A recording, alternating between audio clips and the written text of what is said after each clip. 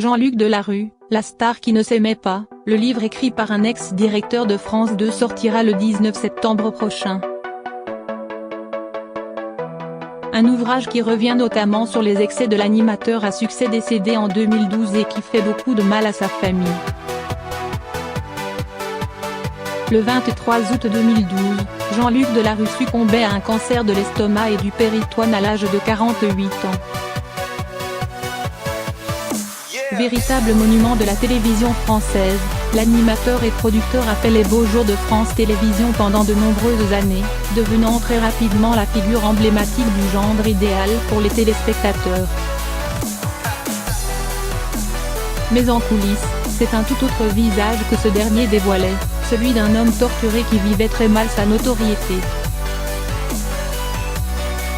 Quand je pense que les gens me voient comme un privilégié menant une vie de star, alors que mon existence n'est rien d'autre qu'un pacte avec le diable, avait-il écrit. Entre drogue et alcool, il brûlait la vie par les deux bouts avant de se reprendre en main après une cure de désintoxication en 2011. Ces heures sombres, Jean-Luc Delarue les avait racontées dans ses carnets secrets, ses mémoires rédigées sur son lit d'hôpital et publiées en décembre 2012, quelques mois après son décès. 6 ans se sont écoulés depuis sa disparition et un nouvel ouvrage s'apprête à voir le jour.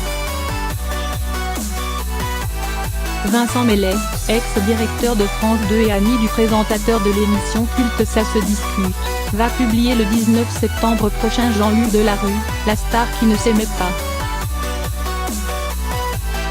Un livre qui revient notamment sur la grande souffrance de l'homme à lunettes et sa descente aux enfers.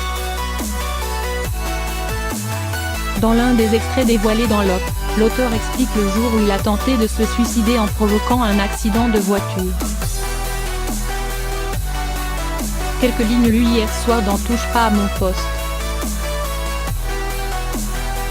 Ce jeudi 13 septembre, les chroniqueurs de Cyril Hanouna ont donné leur avis sur la sortie de ce nouveau livre choc sur Jean-Luc Delarue.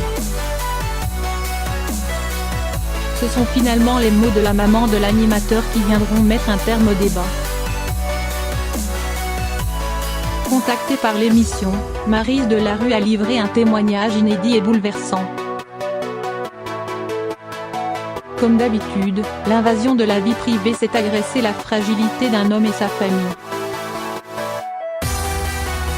Ça m'exaspère, ça me heurte profondément, a-t-elle déclaré.